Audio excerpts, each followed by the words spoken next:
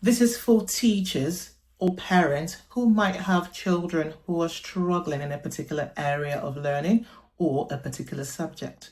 I'm going to be giving you 3 top tips that would support your child in making a significant progress. They are very simple tips, but sometimes the simplest things have the biggest impact. Number 1, don't be too quick to give that child an easier task, because your child might not necessarily need an easier task. They might just need a simpler task. And there's a fundamental difference between easier and simpler. Simpler just means it's a lot more broken down.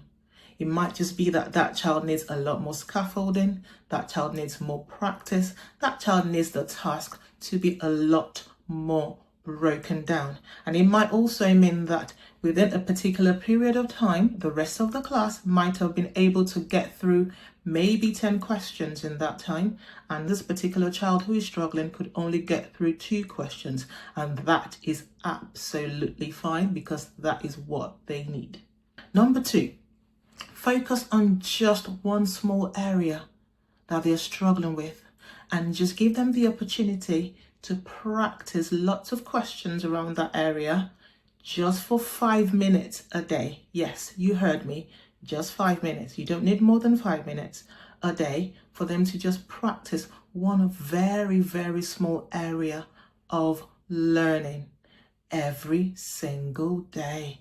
It's the regularity and the frequency that makes a difference, not necessarily the length of time.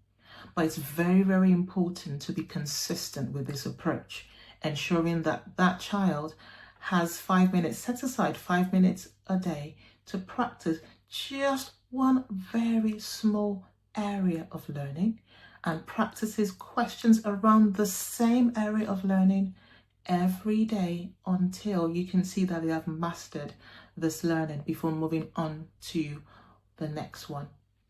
Number 3, have you thought about what might be a barrier, what might be acting as a barrier, as an obstruction to them accessing that learning?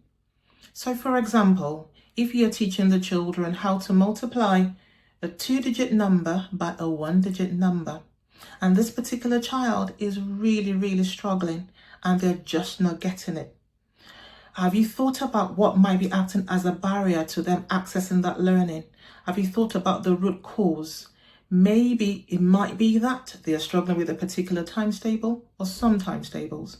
If that is the case, then we need to strip it right back and get them to focus on those times tables, because regardless of the number of times we get them to practice multiplying 2-digit by 1-digit, they will still continue to struggle if the basics are not addressed.